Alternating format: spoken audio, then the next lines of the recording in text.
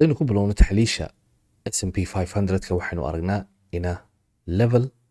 aad iyo aad u adag imka markii saddexaad la isku dayay in laga soo celiyo weekly candle-ka waxa ka hadhay 19 saacadood insha Allah tacaala waan isla eegi doonaa laakiin levelkan wuxuu noqday level aad iyo aad u adag xaqiiqatan haddii areada laga soo diidana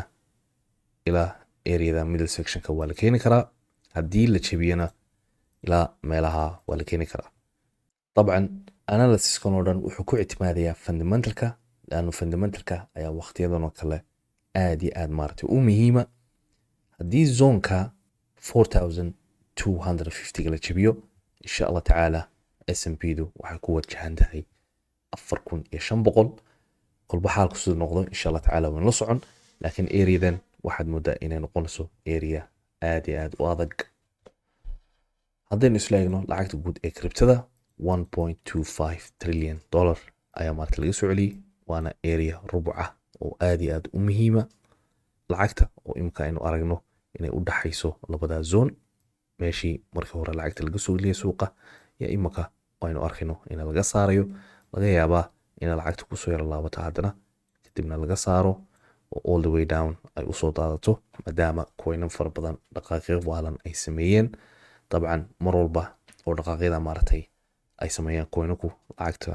intooda badan weyliska way ka saaraan fursado kale oo wanaagsan oo meel hoose ay ka soo galeen ay raadsadaan lacagtaas oo dhan ee suuqa maartay soo galaysa ay ka baxaysa iyo isku halaynta suuqa uu leeyahay waxaas oo dhan waxay ku ictimaadayaan debt ceiling-ka iyo qaraarka ay gaadhaan Republica iyo Democratsku marka insha Allah tacaala waxaan rajaynaynaa inuu ahaado qaraarkaasi mid maslaxada suuqa mid noqota oo insha Allah tacaala mid aynu ka wada faa'iidno noqota laakiin imika siday u eg tahay area mar hore laga soo daadiyay ayaa loo yara dhawaaday 1 week 2 week ayaa la maartay la dhaafay imikana rejection ba lagu soo qabtay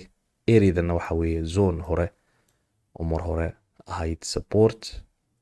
imikana waxaad moodaa resistance inay soo bedelayso lacagta guud iyo maartay taxliisheeda iyo bitcoin-ku typically waa the same isla qaabka ay maartay xitaa u socotaa amba isku structure weeyaan imika bitcoin-ka area aad iyo aad u adag ayaa imika rejection u noqotay laga yaabaa ilaa 25 in la keeno 25 levelka haddii lagu hakin kara waayo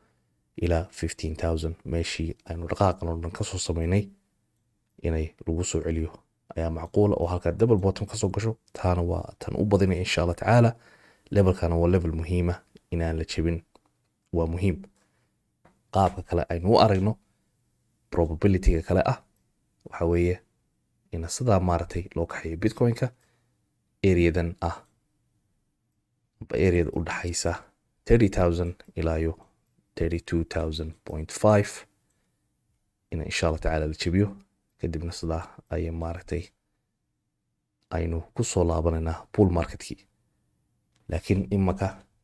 iyo qaabkan maartay wadcigan iqtisaadigu caalamku u sugan yahay uma arko inuu yahay mid bullish ah amba suuqyada gebigood u wanaagsan taxadurkana hala badiyo wax kasta waa ka dhici karaa suuqan dagaalo coronavirus cusub Mareykanka maartay asagoo is haysta electionkii oo soo dhow federaaliga iyo interest rate-ka wax kasta oo caalamkan maartay saameyn kara iqtisaadka waxaan ku aragnay sanad quraata ama 2 sanadood gudahood marka fatrad aad iyo aad muhiim ah aynu maraynaa duruus fara badan ba xaqiiqatan laga baranayaa yani recession-ka haday tahay oo dhaqaale burbur aanu imika sidoo ku arkaynay Jarmalka oo galay dawlado far badan oo imika ayaguna xitaa khadka ku jira sida Faransiiska, Talyaaniga, Mareykanka, Ingiriiska dawladahaas oo dhan oo imika laga baqayo xitaa in ayagu ay wada galaan yani waxa oran karaa 40 sanadood ilaa 50 sanadood marxalad aan iqtisaadku caalamku gaarin aynu maraynaa waana learning curve aad iyo aad u qurux badan kaliya advice-ka halka naga siin lahaa waxa weeye DCA-da hala badiyo insha Allah tacaala cash qofkii u baahana dhinaca ha dhigto suuqan wali waxay la tahay downtrend ba u haray kaliya waxaanu bull market aynu galaynaa marka iqtisaadka caalamku soo wanaagsanaado calaaqadaha maartay dawladuhu ay wanaagsanaadaan inflation-ka iyo waxaas oo dhan maartay ay yaraadaan qofkii investment galayana waa inuu long termka uu ka fikiro, maaha short termka 2 sanadood ama 3 sanadood. laga yaabo waxani inay muddo maaragtay aad u fara badan haystaan. marka insha Allah tacaala trade-kana ha lagu dadaalo, qofkii trade garanaya, qofkii investment doonayana lacagtiisa si wanaagsan ha u xakameeyo, projects wanaagsan ha iibsado. project walba oo la leeyahay waa wanaagsan yahay amba maaragtay sidan uu yahay, waa inuu qofkaasi analysis iyo research wanaagsan uu la yimaado. haddaynu isla eegno USDT dominance, waxaynu arkaynaa level hore oo mar hore laga kaxeeyey ina maaragtay haddana laga kaxeeyey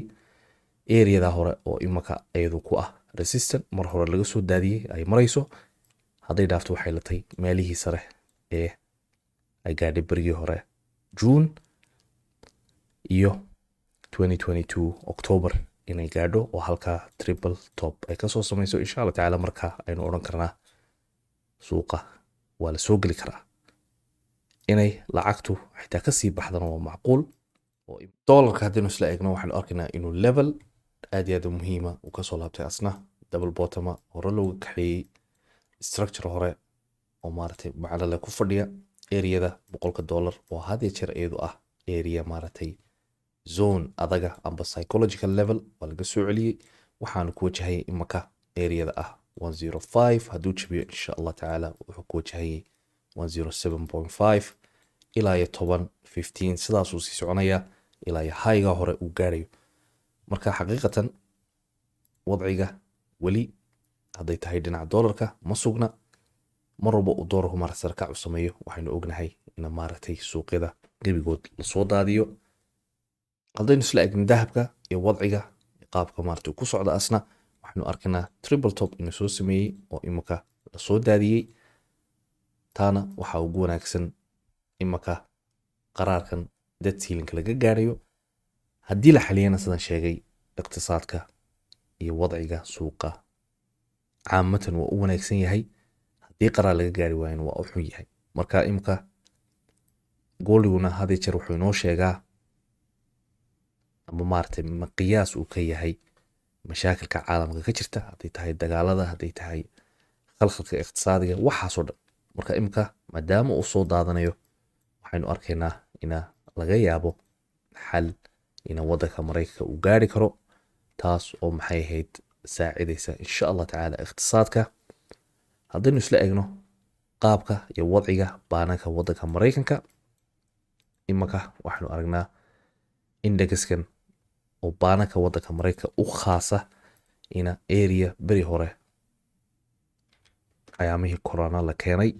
taasoo xitaa dusha haddaynu kasoo cabirno waxaa la soo daadiyay indexka wax ka badan amba ku dhow 60%. areada insha Allah tacaala waxaan rajeynayaa in lagu hakiyo. baananku iqtisaadka role weyn ay maaragtay ka ciyaaraan. haddii mashaakilka baananku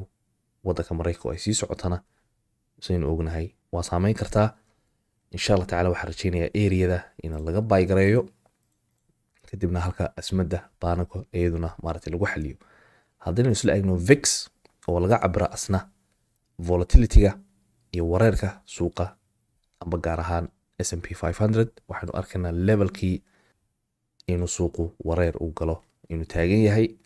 oo imika halka aynu wadno ina double bottom uu soo sameeyey, iyadana si wanaagsan aynu la soconnaa. mar walba oo uptrend uu noqdo amba kor u dhaqaaqo waxaynu ognahay ina suuqa volatility far badan uu gali karo. hadday daadatana waa waqti wanaagsan oo maaragtay suuqa insha Allah tacaala laga faa'iidi karo. imika xitaa waxaa jira fix one day ah, asagana waxaanu arkaynaa inuu ayaamo dhaweyd uu gaadhay levelka almost 50 oo la soo daadiyey